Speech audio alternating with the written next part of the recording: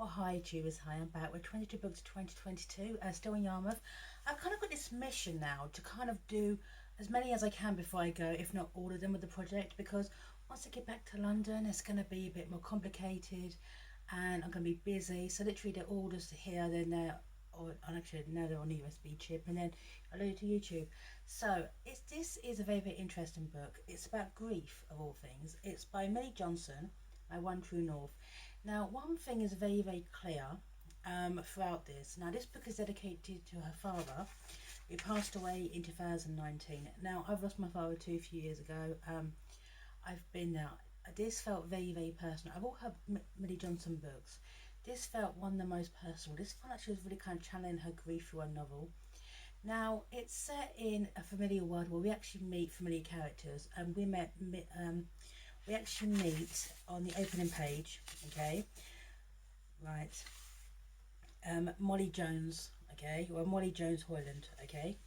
Now, she runs the tea shop on the corner, which is a previous novel. Now, one thing I may actually do one day, since I've read a lot of Millie Johnson books, actually read them all, okay, not in order, because I'm already out there. I mean, her Christmas one she did last year, this one came out in 2020. The one she did last year, the Christmas one, I actually didn't enjoy because it had a character who was gay and dying of cancer, which is a very kind of cliche trope, and it's kind of like he only existed for the, to teach the heteros a lesson about how to live life. And it's kind of like, we're not magical, and cancer is a code word for something else, by the way, in the community. So, let me read the blurb. I actually did enjoy this one, okay? Right. Laurie and Pete should never have met, but fate had pushed them together for a reason. 6 months ago on the same night, Laurie and Pete both lost their partners. Struggling to manage their grief, they join the same counselling group and meet each other. From their sadness, Pete and Laurie find happiness growing, and they sense a fresh new beginning, except the more they talk, the more they spot strange parallels in their stories. And Pete discovers a truth that changes everything. So, okay, their partners died in a car crash. Okay, so yes, Tara, Pete's wife, only been married for a few years, and in her bag they found a pregnancy test. Okay, so it was a case of, I'm going to be here for you. I'm going to, come home and tell you this absolutely wonderful news. It's not just a group of people, because there's Pete and Laurie within the group, but there's also other characters too. Okay, and there's one character called Yvonne. Now, this is not just a story about these two characters. It's a story, okay, about their families, the people around them, people they even interact with. And it is very, very raw, very stories, okay? Pete and Laurie are going through their grief. But then you meet people, okay, who are also grieving, like Yvonne lost her husband, but he was such a horrible, horrible, nasty piece of work that she wasn't even that sorry. She felt like she won the lottery when he died. It's very, very realistically written. Okay, it kind of goes off into kind of flights of fancy in various kind of ways, and it kind of is kind of tied up in a nice little bow. But you kind of expect that from Millie Johnson. Okay, right. This bit here. This is talking about the funerals. Okay. Right. At the funeral, he sat holding his wife's. Sorry. Her mother was a bastion of dignity. Her father was an emotional wreck. At the funeral, he sat holding his wife's hand and his son-in-law's, squeezing it tight as if they kept him from falling into the abyss. People said it was the most beautiful funeral they'd ever been to, which was a consolation to the family because they wanted to do her proud. At the other side of Pete sat his twin brother Griff. There was only one man as good at having a crisis, and that was Pete himself. Okay? The white coffin was lowered into the churchyard ground, and dozens of pink roses were kissed and dropped in with her. There were 2 red roses from Pete, one for his wife and one for his unborn child. The pregnancy kit was still in Tara's handbag when her effects were returned to Pete. She wanted him home that night to tell him to his face that she was pregnant. Yeah. So Pete is struggling. Now, one thing I will give this book, it really kind of goes into male mental health. Pete thinks he's okay, and he's not. He basically he's a firefighter.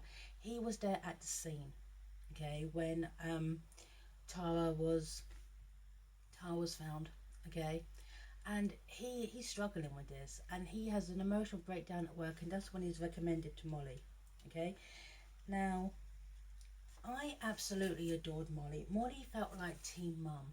Now, met in a previous book, okay, and she's just warm and loving and inviting, and she just creates this support group, okay, for people who are just grieving, just think as a counselling group, just sit there and talk.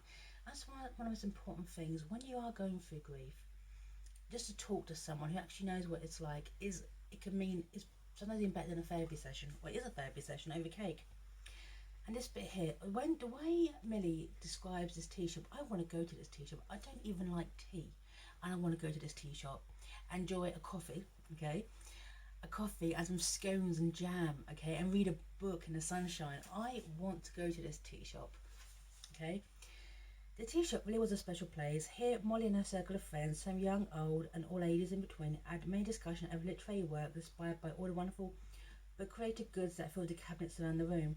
She learned as much as taught, and it had given her jaded heart a new lease of life. I'm not going to spoil that. That's the Molly story, okay? Read that book. Of a newfound friend with a retired surgeon, a widowed Sikh gentleman who becomes close to Molly as it was possible, without overstepping the boundary into something closer still. Okay? Friendship was enough for both of them. In Molly's Wednesday night Molly's Club sessions, Pravita Singh acted as barista. He donated his time and service for the price of a refreshment and considered himself more than reimbursed. Now, if you read Molly's story, that's nice, okay? But let's boys, it's really, really hard, okay? Really, really hard. And it's also very, very candid as well about what happens when someone dies, about their belongings, their grief, how people react around them. Like in Alex, okay, his will, that's Laurie's partner. Okay, they weren't married, but they were financially secure and they did everything right regards to finances. Okay, they one extra ring. Okay, right. This bit here, okay, because when people die and the wills are read, people just come out the woodwork. Okay, right. In his will, Alex had left everything he had to Laurie, give or take a few disbursements. His collection of wristwatches to his father, and a vague instruction, anything his mother wanted, and his vast music and DVD collection to his best friend Jefferson. Lloyd always liked Jefferson until he turned up unannounced a few days after the funeral to collect what had been bequeathed. Cars full of packing boxes in preparation. After the shelves had been cleared, Jefferson asked for coffee, which Laurie duly made. Within a half hour, Laurie had flung the little drink in his face and told him never to come back. He walked out then silently and dripping. This was the man who was going to marry Alex's sister in November, who had been his best friend since school, who just made a pass at her. Right. The goalposts or the normality in Laurie's life had been shifted so far they were off the pitch. Okay. So that keeps coming into play. Okay. Right. That Laurie's family, well, a family that she would have married into. They were not married, they were partners, but they were together for a long time. They owned a house together. Okay, financially, that's the thing I will give this book. It teaches you how to get your it tells you to get your finances in order. Okay, right. And then the family show up. Okay, and they want Alex's money. Okay, they want Alex's money. This bit here. Okay, yes, this bit here. Right. You inherited a lot of money from our son, Laurie. I know there was like his life insurance and his pension and the car insurance would pay out if it hasn't already. And you'd now don't use that money for life with another man. Laurie stood there. She wasn't going to be peered down to or spoken to like this. What, Brendan? But Brendan was determined to finish. What Alex would have wanted to see his sister secure. Okay, so they want money, okay, for Alex's sister's wedding, whose partner, fiance, made a pass at Laurie, and they basically leave with £1,000. And they seem to have the thing, okay, is Alex, as you weren't married, Alex's money is our money, not knowing that they've got the finances in order and it's not. Okay. Now, one thing I did love as well, okay, is that Laurie is the in-house solicitor for the Daily Trumpet. Now, for those who actually read Millie Johnson's books, okay, a Daily Trumpet is this newspaper that I'd buy. Okay, I'll probably be online. I will buy because the typos and the errors are hilarious. Okay, it's kind of like You know when you send that email off to a colleague? No, no, not a colleague. You know when, okay, you have to send an email to everyone in your department, okay? And suddenly, okay, you're looking back, okay, and there's a typo, and you're like, oh, seriously, okay? Yeah, oh, we've all done it, okay? It's a bit here. Winners of the St. Jude's WI winemaking competition, as judged by Florence Carter of the Daily Trumpet, was as follows: Miss Marjorie um, Isherwood, full-blooded and nutty; Miss Delia Scrimshaw, fruity and mature; Miss Nancy Sutton, big, beefy and fleshy; Miss Sandra Timms, tart but should improve, lay down for a month, was awarded the runners-up rosette. See what I mean? See what I mean? So Molly and Pete meet, okay, and at this club, and they start to talk and they start to bond, and they absolutely start to get along, and it's nice. One thing I actually will give this is that this feels very, very organic. It feels genuine. They just go out for like a drink afterwards. They start talking. They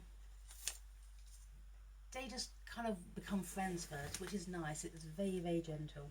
Okay, right.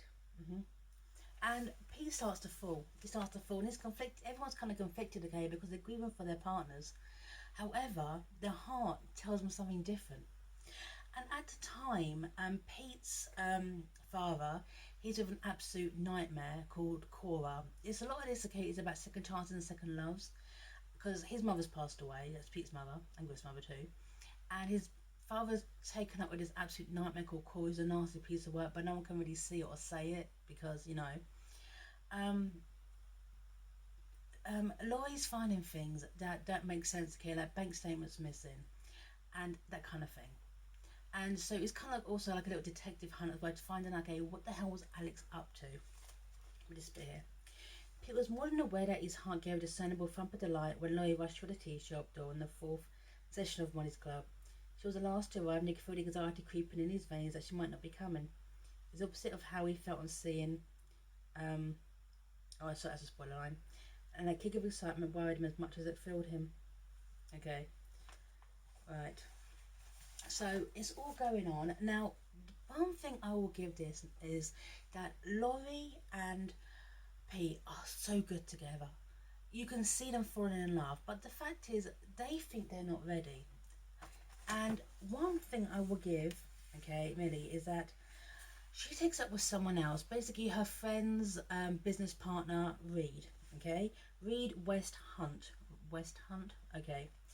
Now he is everything good on paper. He's a knight in shining armor. Okay, he is smart. He is polite. He's got good taste, and he's the ultimate king of red flags. He's the kind of man who basically says to Molly, "Well, you know, I have a room," kind of thing, and she kind of goes along with it, but her heart's not into it. And he's an abuser. He's a basically he's a virus. He's an abuser. He's a horrible piece of work. And it is kind of going to show, okay, after you lose your love, because she did love Alex, even though, hey, is she's also very, very vulnerable, and she doesn't even fall, okay? But she starts seeing this man, okay, who starts to dictate her actions. It's realistic. It's the mistakes that we all make when we're going through the motions of grief. It's very, very clever writing. Laurie started to wonder about the words and phrases that Bella, that's her best friend, okay, introduced him, who's in conjunction with Reed West Hunt, strong-willed, sweep you off your feet, masterful, some with regret like a Disney princess. That Stu, as her husband, by the way, was more of an I don't mind if you don't mind sort of guy. It hadn't got past Laurie, it always seemed to be Reed's way or the highway, which passed in a generous loop of pretty ribbon. Which restaurant would you like, X or Y? X, but why is so much better? Up across the table at Y. It was always a wonderful restaurant, how could she complain? The Chinese were subtle when they came, blowing into a relationship like asbestos does. Why do you plait your hair like that? I mean, it's your choice, but I understand it's practical. But this looks childish when it's so beautiful and womanly loose. Why do you never pick up your phone? You can't always be in meetings. He'd laugh, like someone funny infuriated, but somewhere deep within Laurie DeVere, an alarm bell was softly tinkling. See what I mean?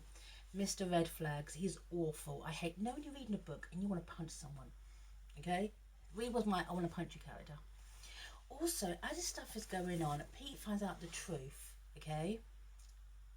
Tara and Alex, died in the same accident, but because they were coming back from the same location, because this bit here, okay, Griff and his wife, Rose, they are going for fertility tests because they're trying to have a baby. Turns out that they have this, okay, this is the crux, right? We went for test results, we can't have kids, he said eventually. A bit of a relief, Dad told me, said Pete, but he said they might be able to operate, and Griff cut him off. Yes, they can on Lucy, but that won't help us because I've totally outdone in the fertility stakes. I can't have kids, not ever. Is that what they said? Oh yes. Are they sure? I sat one with my Y chromosome. I can't remember the terminology for it. A deletion on it, a germline mutation, I think they said, is present from birth. That extensive tests are quite certain of what's wrong. And because we're identical twins, I have it too. Tara was pregnant with Alex's baby. They were going to leave their partners, husbands, okay, and then they died in the same crash. Right. So also speaking about this book is the Northern Lights, okay, and both of them want to go see the Northern Lights. Laurie thought that Alex was going to take her to the Northern Lights.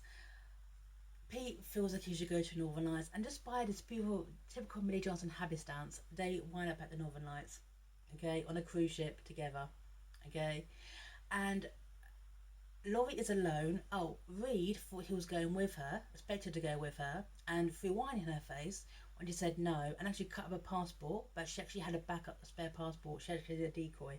She actually had a decoy, okay. So, and then he walked out the house, never to be seen again, and hopefully he gets hit and he just, drowned somewhere. So they went on this cruise. Pete's with his dad because they're supposed to be taking his partner Cora, but they split up. And they wind up into this. Now, Millie Johnson has written about cruises before, okay, and Here Come the Girls, and I love a good cruise, okay? And Laurie's all by herself, which I actually do intend to do a solo cruise one day, okay? This bit here. Laurie read a poem at cruising once, which began, "On the third day out, I get it," and she had. She felt like a specimen made at a picnic the first full day of the holiday, mooching around the ship, not sure what to do with herself, killing time until dinner. Or at least she could hook up with the friendly people on the dinner table. But on the third day, it was as if she fell into the rhythm of the ship or the passages of the sea. She strolled through the perimeter of the outside deck, taking in the breeze and wind until it became too much and icicles started forming on her lungs. Yeah, she's another cruising, alone, doing it solo. So, as a book, okay, yes, the inevitable is because Pete's on his cruise with his dad because he broke up with a nasty Cora, okay. One thing I absolutely love this book is, first of all, you kind of get to see the ins and outs of the Daily Trumpet. That's very, very clever.